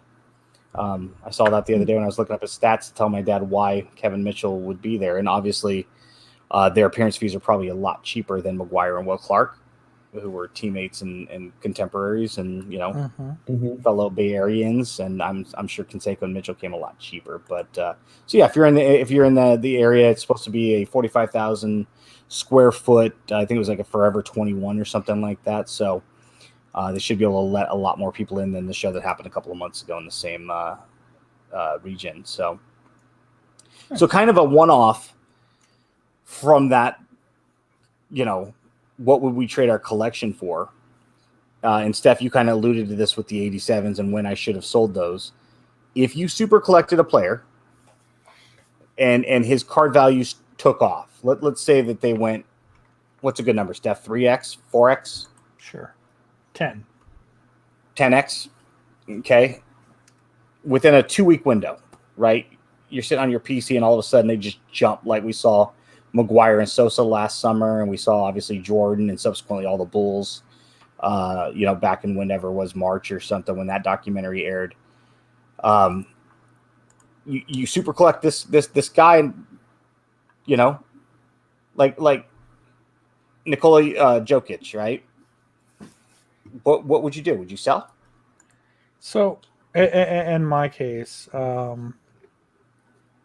if, for example, my player gets called up by the Astros, he's currently playing for the AAA Sugarland Skeeters. He gets called up by the Astros and ends up closing the World Series, and his cards are worth something to Astros fans. And the cards jump up in price. I would probably get rid of the base cards outside of one. But there's no way I'm getting rid of the number to 3s, the number to 5s, the number to 10s, just because you're never going to see it again. But some of the base cards or even the unnumbered parallels, reasonably those should pop up again. I'd get rid of those. Let me ask you a question, though. You and Angela got money in your checking account? Yeah. You guys have enough money to feed yourself every day? I mean, I see the lights are on. I mean, I'm not trying to be funny here. I'm being serious, right? No, I see the lights are on, right? Your bills are paid, right? Right. So big deal. This guy comes up and you can make a little. I have money to pay those bills. This is my guy.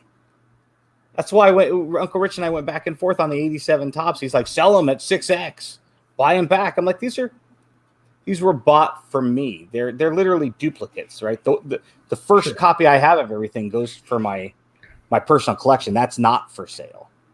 The 800 more that I have were bought with the intent to not sell them, to collect them. No, it's not for sale. It's not a personal collection anymore if it's for sale to the highest bidder the second the market shifts in your favor. Right, Andrew? I mean, you're not getting rid of your Will Clarks because all of a sudden, he ends up in the Hall of Fame. Yeah, Veterans Committee puts him in.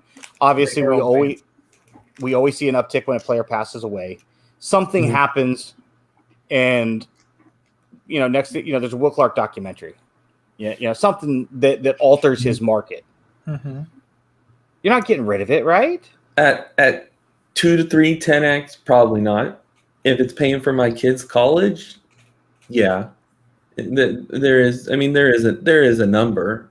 It's not going to be 2 to 3x. I mean, like you said before, you got to factor in the amount of time I've put in to build to this collection. That, to me, in and of itself, is probably worth just as much as that multiplier would be.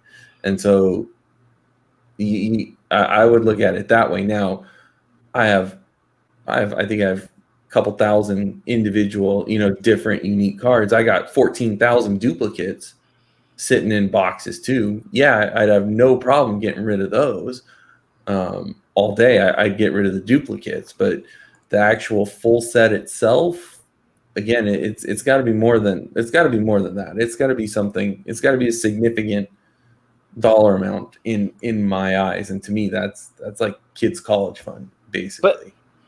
But so let me ask you this: what do you? And you don't have to share an exact figure. I mean, obviously, I doubt you'd have one off the top of your head. How much money do you think that you've spent on your Will Clark PC in the last year? Oh, in the last year, oof. Just roughly, just kind of humor me for a minute. I mean, 3,000-4,000 probably. Okay. How old is your oldest child? The college fund child. Four. Let's say 4. Which child should you send to college? Which one's my favorite? So if you put that $4,000 in a medium risk, something that's got a decent return, you put some of that money in something with compounding interest year over year. That $3,000 over the next 14 years is going to be a decent chunk of change. Yeah. And instead you put that money in Will Clark cards, right? So the counter argument to that would be, if we were being smart about the college fund, we would take all of our PC money and stick it in this and that, and we diversify it in our portfolio to where some is at a higher risk, higher reward. Some of it's more like a Roth, where it's, you know, a little bit more, you know, we put more in our 401k, you know, invest in gold or other tangible assets. We'd buy real estate. We would, so on and so forth. Right. Right. The catch with that is, yes, I don't spend money on the cards to turn a profit. Now, does that mean I can do that 16 years worth of investments? If I were to set that aside, if I can do all that in 1 week, yeah, I'm going to go ahead and do it. But it's not that's the difference is, yeah, I'm going to do it if I can, but that's not the purpose of the money that I spent on the cards in the first place. So it's a luxury. I would consider it more than anything. Yes, we have college, we have money set away for college too, kind of thing. But it's, you know, if it's like, I consider it almost like a lotto. If I'm going to go out and win the lotto, yeah, I'm going to take that all day, kind of thing. And that's how I would view it. My Will Clark collection would be a quote lottery ticket if all of a sudden it spiked up in price to pay for that. It's not something that I anticipate or why I do it, but that doesn't mean I'm going to turn it down if the opportunity arises. But that's why Bowman and players like Wander Franco exist. Those are our lottery tickets. Our Twins PC, our Will Clarks, our Mark McGuire's, our whoever's out there listening, whatever your PC is. That's your PC. It's personal. It's for you. It's emotional. And that's really what it comes down to, is the chase and the fact that I get cards from friends. I can't tell you which card in my binder was from you, Andrew. I don't remember. I didn't label it. But there's some in there from you. Why not?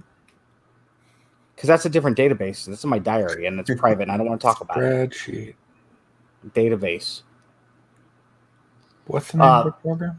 No, and and don't get me wrong, I do have some prospects. You know, you mentioned the super PC on Will Clark. That's not, that's for me. I have a super PC of my alma mater that I went to, and they have a prospect who just got drafted last year. And so I've been super collecting him just because we only have like 5 guys who have made it to the majors, and he's still sitting in the minors.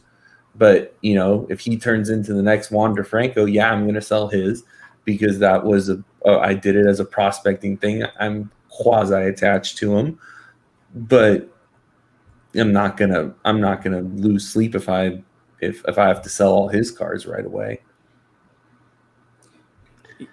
It's an interesting conversation because there's no right or wrong answer, and obviously the biggest variable is, as we sit here, I asked Steph some questions about, you got money to pay for your bills today, but that's not necessarily always the case, right? I mean, we've all been, you know, a few years back, 7 years ago, again, I sold a 1956 Ted Williams for exactly what I paid for it, which is about $110 to buy a crib for my son. Yeah. Yeah, you know, because at that time, that's an asset, so to speak, that I had. That was a fluid, liquid item I could sell to turn it into something I needed from, you know, I wasn't in a financial position. I was coming off of a knee injury. I had lost my job as a result. The company I was working for went out of business. Variables change. So it's easy for us to sit here and say emphatically, you know, my whole argument has always been, if I ever have to start dipping into my PC to sell for any financial reason, it's all gone. I'm just going to liquidate it all. You know, if I've got to start selling it off for financial reasons, I'm selling it all, because it would be too hard to sell a part of it and not all of it. But, you know, that was going to be my other comment on what would you sell your PC for. It was going to be, it's going to have to be an island in the middle of nowhere where I don't have internet and I don't have to think about buying cards. Like if I were to sell the PC, I'd have to be out. I'd have to be out, and I wouldn't want to think about it or touch it, because it would just make me, if I ever had to think about it again, I'd be like, I'd get that itch to get back in, and you just can't, you know, I just wouldn't want to do that, to start over from scratch. So I take my answer back. Everything I've said for the last 10 minutes, I take back. In 1996, I went to the movie theater to see Scream because Drew Barrymore was in it, and I had a crush on Drew Barrymore. And spoiler alert, earmuffs, she dies right away, right? And so I was like, what? This movie is so stupid. And as I got up to walk out because I was upset, Nev Campbell came on the screen. And I was like, you know what? I'm going to hang out for a little bit. I'm going to check this girl out. She's kind of good looking. And I had a major crush on Nev Campbell. So I take it back. I would sell my PC if I could have a date with Nev Campbell to satisfy Ben back in 1996. So yeah, that's my new answer. So before we go, we had a couple of questions that came in from Twitter last week. Kind of fun questions. The first one was at Rob_Junkus. I hope I pronounced that right because Rob's a great guy. Great follow. Junkus? Yonkus. It's Rob_JONCAS. And I consider this guy a friend, and I feel bad that I don't know how to pronounce his last name. I still can't pronounce mine right. You couldn't pronounce yours right if we go back to episode 0. Don't talk about episode 0. Should the word quote unquote pulled be replaced by the word dealt in the collector's dictionary? I just pulled a Wander Franco. Should it be replaced? And now we say I just dealt, because it seems like that instant thing is I pulled such and such. What's it worth? Should I get it graded? DM me. It's for sale. There's no more. I mean, it doesn't matter the product. There's always going to be a chase card. You pull a Trevor Lawrence auto out of a football product, and you're theoretically you should say I'm collecting this. Oh my goodness, I just pulled. But no, it's going to be like, what can I get for it, right? So what are your guys' thoughts? Should we change that verbiage? And of course, it's it's more or less rhetorical, honestly. Sure. But what do we think? Andrew, do you think that more often than not we're seeing people just immediately jump to the eBay sale versus this is going to be a new PC item? I mean, yes and no. It really, it does depend. There are people like myself. I pull Will Clark cards. I don't get them to sell. I don't. If I open them from a pack, there is a time and a place for both. I don't think it's necessarily an absolute statement where everything that's pulled should be replaced with dealt. I think people definitely use pulled more than they should. Mm-hmm. But it's kind of a cop-out answer in that it shouldn't be replaced 100% of the time, but people need to definitely think about what they're doing with their PC first before they state that, would be my answer. I think, at least if you're talking opening packs and or boxes, maybe I opened and this came out of it. Replacing the key verbiage there. Yeah, it's just the way I've said. I mean, hey, look what I pulled. Oh, okay, that's nice. Phone needs a nice cleaning, but you didn't pull it. You opened it out of a pack. Yeah. Pull, when I think pulled, I think you pulled it aside because you're going to keep it. When I was a kid, I pulled all of the major stars out of every release, right, and put them in what the old cases, not the screw downs, but like the old cases that would be modern day, like top loaders and one touches, right? I went and pulled out of the 85 set the McGuire and the Saberhagen and the Clemens and the Gwen, and we set those aside. There's 12 of them or 15 of them, right? I pulled them out. I think at the end of the day, it's semantics. It's just kind of a fun rhetorical. Sure. I've seen several discussions in the past with this, whether it's mojo is way overused as a term, or super ultra hit is whatever your overused phrase or term is. But I like the discussion too. Yeah, it just kind of, when you see a question like that, it's like there's no real answer to it. It's rhetorical at the end of the day, but it's interesting insight that you're seeing verbiage like that more often than we used to. I remember a great line in the West Wing. And again, West Wing ran 99 through 06.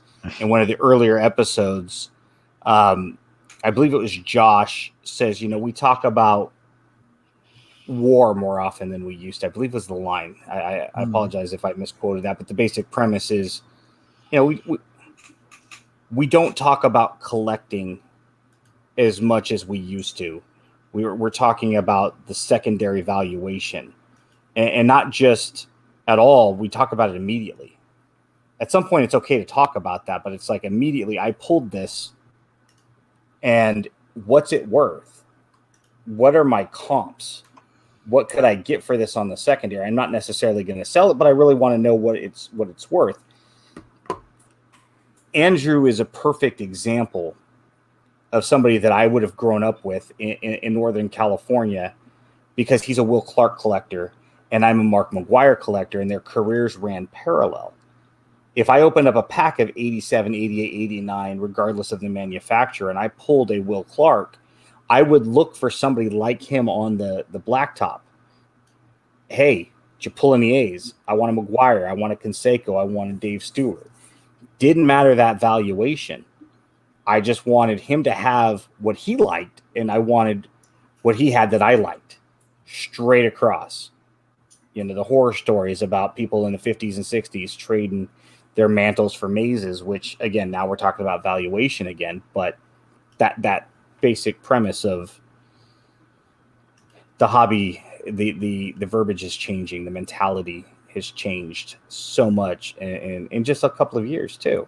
We've gotten away from the nuts and bolts, the basics, and sometimes it's okay to get back to the basics and start back at square one. So indeed.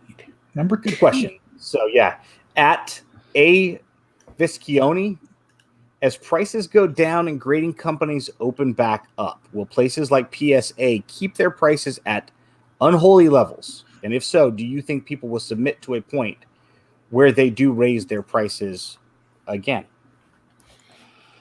I think a little bit. Once the companies begin to catch up and customers want their things that they've held off on submitting just because of either price and or the time delay between submitting and receiving. But I think eventually it cools down such that everything's not going to be $40 more than when you first bought it. Everything's not going to be triple the price the instant the product comes out. Wander Franco, not saying I hope this happens, goes out tomorrow, blows out both knees in a car accident, never plays again. His cards are now quote unquote worthless. Again, hope it doesn't happen. However, now in PSA's case, okay, so the bubble bursts, people stop submitting because they have no need to submit the cards. They're back to work, or they found a different hobby, or they moved on to the next big thing, PS6, Xbox 7. I could definitely see the submission rates and the prices returning back to some quote-unquote form of normalcy that we've seen in years previous. Yeah, well said. Andrew, do you have anything else? There was actually one more question in the YouTube chat I want to get to real quick before we end the show. I don't see PSA ever lowering their prices for the levels that they have. I think instead what they will do is they will create new tiers at lower prices to do that. I think the optics of them having to lower their prices would be bad on their part. Like, we know this is overpriced, we're having to come back. So I don't think that they would ever do that. I think that first they would create a super economy level before they actually go to lowering the prices moving forward. Maybe change and replace, or change the name on it and the wording convention so it doesn't look like they technically are lowering their prices. Sure. That's I think what they would do first, and maybe it comes in the form of doing a complete revamp in just overall tier, like, this is level 1, level 2, level 3, 4. They just do that instead, and then that would in a way lower their prices without quote actually saying, "Oh, the economy went from 40 to 30 or whatever." Well, and maybe here's an idea for in the same realm. Okay, so Super Express computer graded versus human graded. I'm not sure. So you have almost like, in layman's terms, right? Welcome to the shady car salesman hobby car lot. My name is PSA, and during the bull market of the COVID era, we price gouged you, but now that the market has returned to some semblance of normalcy, now we want to revert back, and we're going to put you in this nice 1978 Studebaker. It's like, it's not going to happen. Like you said, Andrew, I think you nailed it. I think they'll just create more economical, lower economic based tiers. That's their way of admitting that their prices were too high, but not admitting it openly. We just kind of have to read between the lines and say, yeah. I mean, it's almost apropos when you look at like the sticky substances and everything that's going on in baseball right now, and they're comparing it to the steroid era. Everybody and their brother knew that the steroids were going on.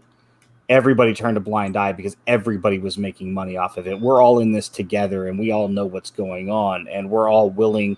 Every time you buy product at Bayside Breakers, you're playing into this game, this monopoly game that we have, right? Every time I go in the secondary market and buy a base card or a parallel card or an auto, same thing. We're all willing participants. You can't say I'm a victim of the market. No, we're volunteers, and we're collectively all in this hand in hand, singing Kumbaya together around the campfire.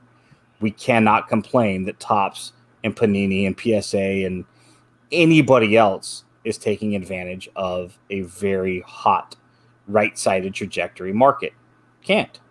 We bitch about it until we're blue in the face, and it actually leads to what'll be our final question before we call it a night. Rich Frank in the YouTube chat asked, do you believe now is a good time to be buying PC? I was actually on the phone with Carl Kuhn, who's the Reverend Mets collector. No, by Mac. Sorry, bad tech joke. Nerd joke there. I was on the phone with Carl last night. He's the Reverend Mets collector on Twitter. And he's a Mets guy, and he's like, right now, I really want an 83 Topps traded strawberry. And he's like, but I'm not paying $100 for it. So to answer Rich's question, in my opinion, no, right now is not the time to be buying a card like that. That card is damn near 40 years old. It'll be around tomorrow. Wait for the market to regress back to the mean on that. Basically, you're buying everything off the shelf, right? All of these cards are being affected because there's nothing else to buy. I can't buy the modern stuff, so I'm turning to junk wax. And if I can't buy some of the junk wax, I'm going to vintage. And subsequently, everything is being pulled up artificially so. And so your strawberry didn't do anything, right? He didn't die. He didn't make the Hall of Fame. He hasn't even had an arrest lately, and it's an unfortunate slight on some of his past choices, but he's not been in the headlines whatsoever. Why is his card rising? So if you're in Carl's position, don't buy it today, but open up your database, make a note that you need it. Spreadsheet. Tomatoes, potatoes, right? You call it whatever you want to call it. Make a note of it and come back to it at a later date. We've said this many times. Steph has made this point many times. If it's a Andrew, I think you're opening up Panini Select this week. Yeah. If you want to collect the Panini Select, especially low numbered parallels, you're going to have to get them now. In the next week, 2 weeks, 3 weeks, a lot of that stuff is going to dry up. Panini Baseball is infamous for drying up really quick. Absolute really hasn't. It's been out a month or 3 weeks now, and it still hasn't really hit the street. Probably because it's like that jackass who's got all of the Score football blasters in his trunk. Some dude's got it in his dining room table right now, trying to sell it on Facebook before the Visa bill gets to the wife. And you buy your Select parallels. You're going to have to right now. But you don't need to go buy your 83 Topps Traded Strawberry. Just keep in mind you need that. Buy it when the market regresses, whether it's 6 months from now, whether it's 2 years from now. Keep an eye out for it if you can get it. It just depends on what part of your PC you're trying to focus on. So the answer to that is kind of yes and no simultaneously. Buy it if it's something that might have a limited market, might dry up, but right now is not going to be, like last summer would not have been the time to try to increase my 87 McGuire collection. Yeah. You guys have any thoughts on that? It honestly depends on, like you said, it depends on what your PC is. Like one of my PCs is an English soccer team who just literally got last place in the league, and they got booted down a league. So right now I'm gobbling up all their cards right now because the prices have fallen because they're not even in the league this next year. So I'm scooping up them all right now because people are offloading them, realizing, hey, this team essentially is garbage. And so this is a perfect time for me to buy that in that perspective. Whereas a team that was in the lower leagues moving up, you probably don't want to be buying them now because people are going to rush towards them. So it kind of does, like you always say, you buy on the down slopes. You want to buy when it's going down versus going up. And so it kind of depends too on the PC more specifically. Yeah, it's an open-ended question based on a wide variety of variables that also include your personal finances. Yeah. Your personal timeline, if it's a fluid or a static market. So there's no real answer, but just understand a lot of this market is overly inflated, artificially so right at the moment. So just be aware of that as you buy. If you feel like I got to have it today, then buy it. Hey, your finances better than we do. We know our finances, so our variables and our timeline might be considerably different than yours. So only you can answer that. But if it is something that's been around for 37 years, speaking to you out there, Carl, we had this conversation on the phone last night. Just wait. You've waited this long. You don't need it right now, and definitely don't pay. It'll come back around. Multiple X over what it should be. I mean, 83 Topps Traded Strawberry shouldn't cost you more than what, $12 to $15. You could probably get a whole 83 Topps Traded set for $100 in a normal year at a card show, right? Especially where he's at, because I think he's right there near you, Steph, in Dallas. Yes. So look for the whole set and try to get the whole set, and then you get all the goodies, because Julio Franco, I think, is in that set, and a couple other big names were also part of the Topps Traded that year. So big names, and then says Julio Franco. Julio Franco had the best batting stance of all time. You want to talk sweet swings? I will say Will Clark is right there with Griffey, but as far as awesome swings, the list starts and ends. Okay, Kevin, what was his name? Played for the Red Sox. Youkilis. Yeah, Youkilis that had, that would slide his hands up the bat as he was hitting.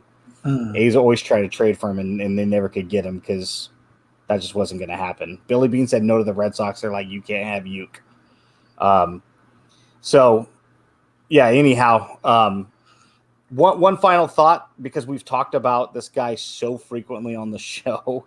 I reached out via email tonight to our good old friend, sports card investor, Jeff Wilson, and said that a lot of people lately have said that they would love to see he and I go one-on-one about the state of the hobby, the economics thereof, investing versus arbitrage, the bubble, and so other things. I extended the offer as polite as one antagonist can be to Jeff on this email, and just said, hey, Brian Gray of Leaf, the Leaf CEO, would be happy to moderate it. And, maybe we can even sell some tickets to it and raise some charity and give it all to a good cause, because it's all supposed to be in good fun. And, I doubt he reaches back out, but I will tweet out that email tomorrow on Twitter so everybody can read what I said to him. So we'll see if he responds. It'd be nice. I think it'd be fun. And then additionally, we should have an announcement here pretty soon regarding 2 future show, hopefully not emergent guests. And again, thank you, Andrew, for hopping in to help fill a seat. but one who was featured most recently on John Newman's show, and someone who came to us and has an interesting product to show off, something they do to help grow the game. So look forward to hearing about that soon on both our Twitter, Instagram, whatnot feeds. Yeah, so episode 157 next week, June 30th, season 4 starts. This does conclude season 3 tonight. We're glad that Andrew could join us, especially with absolutely no lead time whatsoever. A phone call minutes before the show started. He came up from AAA and stepped in. So awesome. Right now we have nobody on our upcoming guest schedule. So if you'd like to be on it, we do have a few things in the works, but right now our guest schedule is wide open. So we'd like to probably get Ryan Cracknell and a few other people back on the show. Mm-hmm. I would have said Andrew, but he joined us this evening. So if you're out there, if we've made contact with you and said, hey, you should be on the show sometime, let's get you scheduled for season 4, and you can be a part of that. Boys, any final thoughts before we head out tonight? Am I getting my Tops Now call-up card now that you guys have called me up to the bigs for the September call-up here? Are you a Yankee? Because they only do Yankees cards and Tops Now. You know that, right? Wander just got his call-up. He was a number 1 prospect. Oh, so you're saying I'm not the number 1 prospect then? In my heart. In my heart. I just shared where you can find Andrew both on Twitter and eBay. So I'll let him do his show pitch. Yeah, which is where, Andrew? Where can we find you if you're out there listening and not watching tonight? Our eBay store is Bayside Breaks, Twitter is Bayside Breakers, and Facebook is Bayside Breakers as well. What we got Saturday? I got a Stadium Club Select, and then we got some soccer. But mainly, if you just want to come and talk sports cards while we're breaking, I love to talk it out with people too. It's a lot of fun. So. And where are you breaking on? YouTube or YouTube? Yeah. I'm old and I only know how to use like one system, so I just stick with it. He's like the Atari of the hobby. Yeah. So awesome show, guys. Thanks again, Andrew. We can't thank you enough for that. We ran over 2 hours, so we know Uncle Rich is going to be pissed tomorrow. Steph will hear all about that. Remember, we are live every Wednesday at 8 p.m. Pacific on YouTube. Steph Central, man. There we go. Central. Make sure to subscribe, review, tell your neighbors about it. If you're sitting at Denny's, tell your waiter. Follow us on Twitter and Instagram at About the Cards. You can follow Steph at Junkwax Twins. You can follow Andrew at Bayside Breakers. You can follow Shep at Big Shep 79. Hopefully he's doing well. You can always follow me at our trading cards. Please share your hobby stories. Great polls. Send your questions our way. And if you got a couple of minutes, you got a rant or a rave or a mail date, record it, drop it at About the Cards on Twitter, and maybe we'll feature you on a show. Try to keep it under like 2 minutes, though.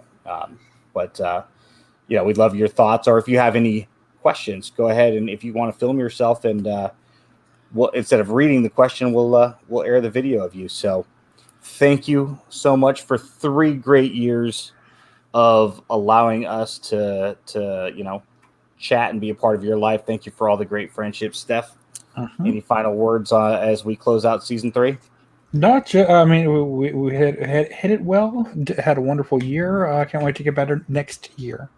That's right. Season 4 next week, guys and gals. Have a great time in the hobby this week. We hope to hear from you. Till next week. Goodbye.